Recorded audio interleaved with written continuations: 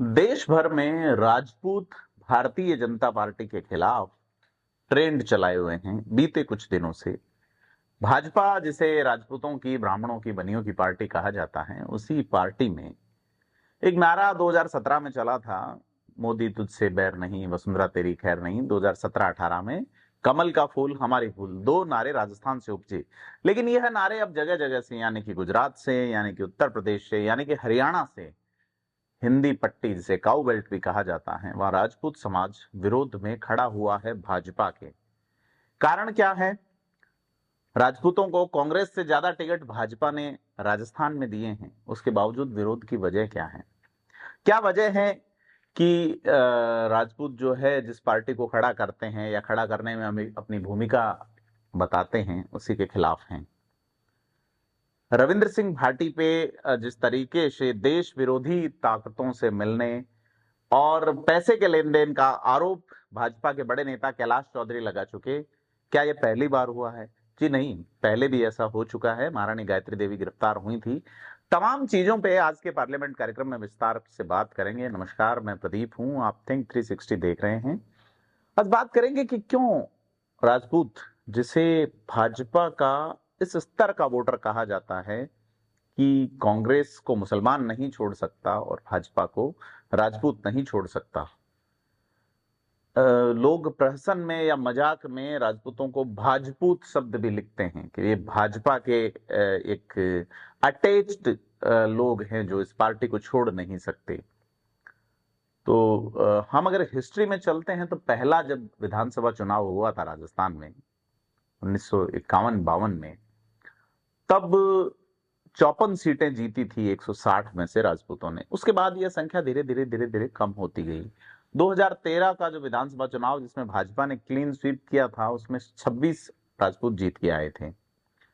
2018 में संख्या फिर घटी, 18 के आसपास रह गई, और 19 में 19-20 के आसपास सीटें राजपूतों की विधानसभा चुनाव में हैं।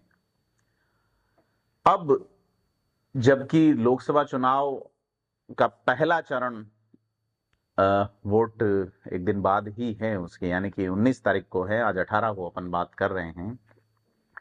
इन चुनावों में राजपूत भाजपा के अगेंस्ट होने की कुछ वजहें हैं। उसमें पहली और बड़ी वजह है, वो है इतिहास या गलत बयान। नहीं, सबसे पहली वजह जो है, जो पुरुषोत्तम रूपाला ने जो बयान दिया है, वो दिया है अगेंस्ट अंग्रेजों से रिलेशनशिप और ये तमाम चीजें। इनको लेके उनका जो आपत्तिजनक बयान आया, उसके बाद उन्होंने माफी तो मांग ली, लेकिन राजपूत उस बयान को भुलाना नहीं चाहते। वो चाहते हैं कि पुरुषोत्तम रूपाला का टिकट कटे। भाजपा फिलहाल ऐसी स्थिति में है नहीं, क्योंकि राजपूतों को फिलहाल गुजरात में कभी बड़े नेता हुआ करते थे, शंकर सिंह वाघेला जैसे, या भूपेंद्र सिंह चुडासमा जैसे गुजरात की राजनीति में बड़ी राजनीति करने वाले नेता, अब हाशिए में हैं। और एक भी टिकट लोकसभा में भाजपा ने राजपूतों को गुजरात में नहीं दिया है। हरियाणा और पश्चिमी उत्तर प्रदेश जो इलाका है खास करके, वहां भी बड़े पैमाने पे राजपूतों के सीधे सीधे इग्नोरेंस हैं।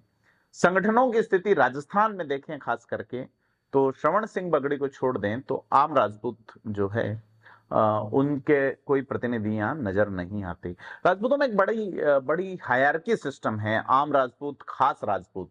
तो भाजपा ने अब खास राजपूतों को या खास राजपूत नेताओं को उठाने का, जिस तरह से मेवाड़ के पूर्व राज परिवार के जो सदस्य रहे हैं उन्हें विधायक बनाया है नाथद्वारा से, उसके बाद में उनकी पत्नी को ही सांसद का टिकट दे दिया, अपना रूल एक फैमिली से दो टिकट नहीं, उसको वायलेट करते हुए। तो रेस्ट ऑफ राजपूत जो लंबे समय से भाजपा की दरियां उठा रहे हैं, उनमें एक बड़ा सवाल उठा है। बड़ा सवाल उठा है कि जयपुर ग्रामीण से जो टिकट दिया गया है, वो भी पूर्व राज परिवार के सदस्य हैं, महाराव शेखा की परंपरा से आने वाले राव राजेंद्र सिंह। हालांकि वो पुराने भाजपाई हैं, अच्छे लेजिस्लेटर हैं। राजस्थान की बीजेपी में अगर लेजिस्लेशन में अच्छे बोलने वाले लोगों में नाम लिया जाए, जिनको मैं कह सकता हूँ घनश्याम तिवाड़ी हैं उनमें, उनमें राजेंद्र राठौड़, राव राजेंद्र सिंह, प्रताप सिंह, सॉरी, भाजपा के अंदर अपन बात कर रहे हैं तो उसमें एक नाम राजपाल सिंह शेखावत का भी आता है, जोगेश्वर गर्ग का नाम आता है उसमें। तो ये अच्छे लेजिस्लेटर लोग जो है, पहले कैलाश मेघवाल थे, तो इनके नाते राव राजेंद्र को रखा जा सकता है। लेकिन वही सवाल है कि आज भाजपा में 3 मंत्री हैं 3 में से 2 वही पूर्व राज परिवारों से हैं। मसलन की बाबू सिंह राठौड़ की गजेंद्र सिंह शेखावत से नाराजगी की वजह, मसलन की स्वामी प्रतापपुरी की नाराजगी की वजह, मसलन की दूसरे जो राजपूत नेता हैं जो कि पुराने समय से हैं। राजस्थान की विधानसभा में 2 ही नेता ऐसे हैं जो लगातार 6 बार विधानसभा का चुनाव जीत रहे हैं। अशोक गहलोत कांग्रेस में नंबर 1 पे हैं, पुष्पेंद्र सिंह राणावत, लेकिन वो किसी नंबर में फिलहाल नहीं रखे गए हैं। उन नेताओं तक राजपूतों की सीधी पहुंच होती है। तो भाजपा ने जो प्रतिमान गढ़े राजपूतों के लिए, वो उनसे बहुत दूर हैं, किंचित दूर हैं। आम राजपूत चौथी लाइन में खड़ा हुआ व्यक्ति जो ठेकेदारी नहीं करता या किसी सरकारी पद पे नहीं है, उसे पोस्टिंग नहीं चाहिए, वो वहां पहुंच नहीं सकता बिना माध्यम से। ये एक बड़ी हकीकत है। इसे राजपूतों के यूथ ने स्वीकारा है। तो बड़ी वजह है टिकट नहीं दिया जाना। दूसरा, जिन्हें टिकट दिया गया है उनका अटैचमेंट या उनकी जो टीम है उसका लास्ट तबके के राजपूत तक का अटैचमेंट नहीं है। और चूंकि आबादी की बात अलग अलग जातियां अपने अपने हिसाब से करती हैं, तो 8 से 9% के आसपास आबादी बताई जाती है, लेकिन विधायक इससे ज्यादा जीतते हैं निश्चित तौर पे। तो दूसरी जातियों में जो अटैचमेंट है वो थोड़ा सा अधिक है इस समाज का। खास करके इस समाज के भाजपा के नेता भी कम्युनल नहीं रहे।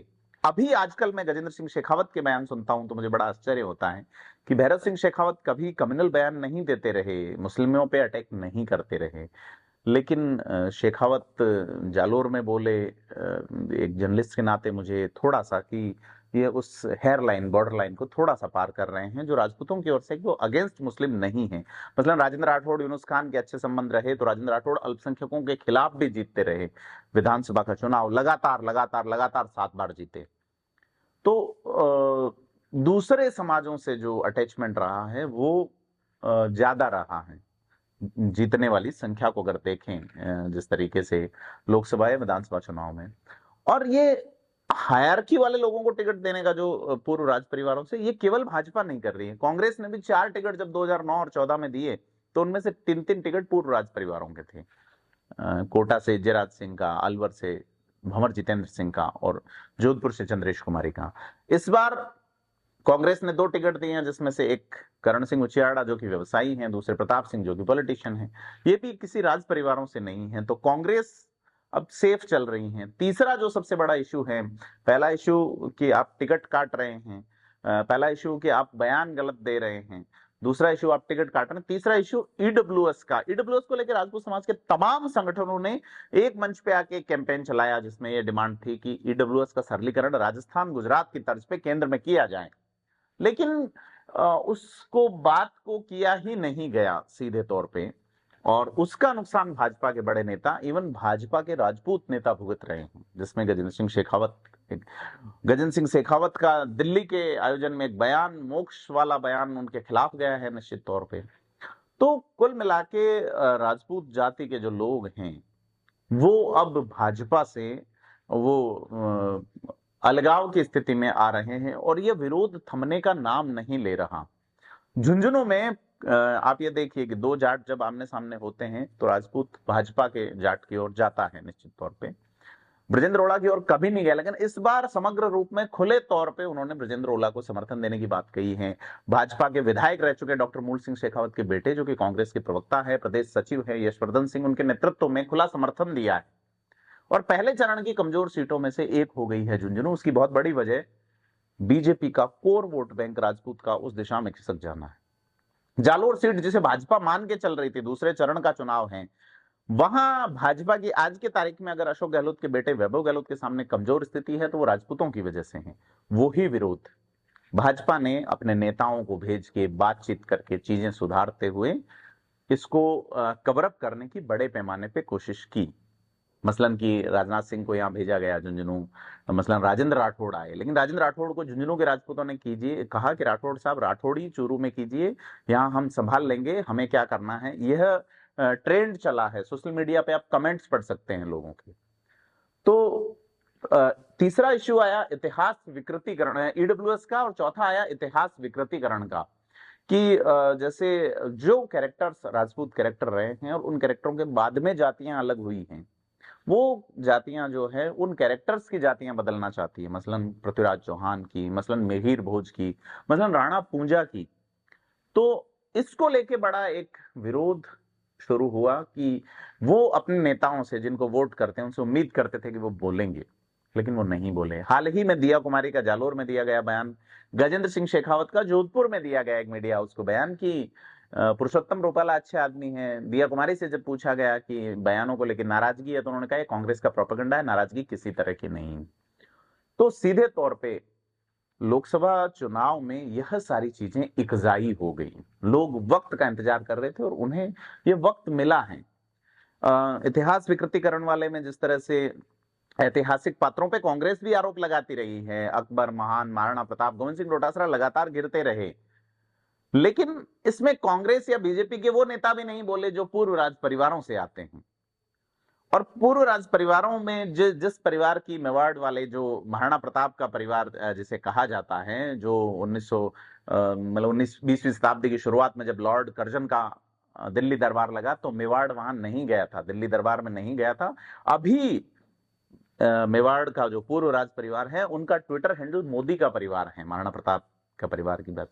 तो जो निचले लेवल का जो राजपूत है, वो ये सोचता है कि ये हमारा मान बिंदु है, ये आदर्श हैं, और अगर आप ही इस तरह से पॉलिटिक्स अलग चीज है, क्योंकि इनके जो पिता पूर्व महाराणा महेंद्र सिंह मेवाड़ 89 का चुनाव भाजपा से लड़े थे, फिर कांग्रेस में चले गए अगले ही चुनाव में, अब वापस बीजेपी में आए।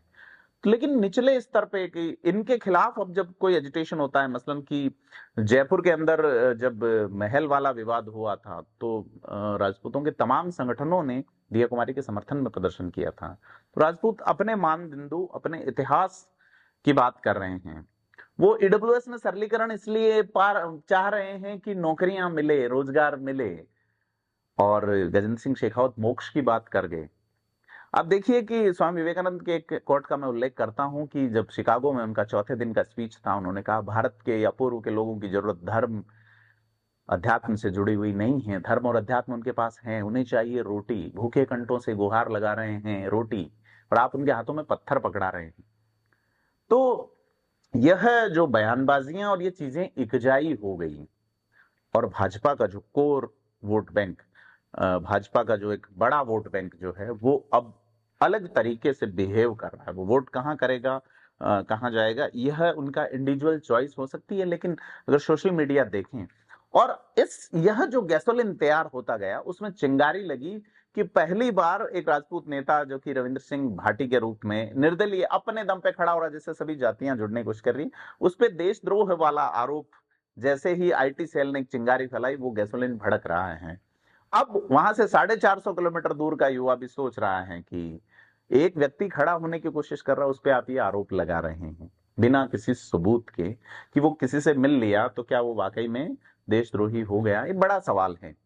तो वही उनपे है कि साहब विदेशी फंडिंग, यही आरोप महारानी गायत्री देवी पे लगा था, विदेशी मुद्रा संरक्षण और तस्करी से रोकथाम का अधिनियम, कॉप्सपा जो एक्ट था, और उसी के तहत उन्हें 1975 में अरेस्ट किया गया था अगेंस्ट इंदिरा गांधी। उनकी 62 में जब वो लोकसभा का चुनाव लड़ी यहाँ से, जो पार्टी थी चक्रवर्ती राजगोपालाचारी की स्वतंत्र पार्टी, उनसे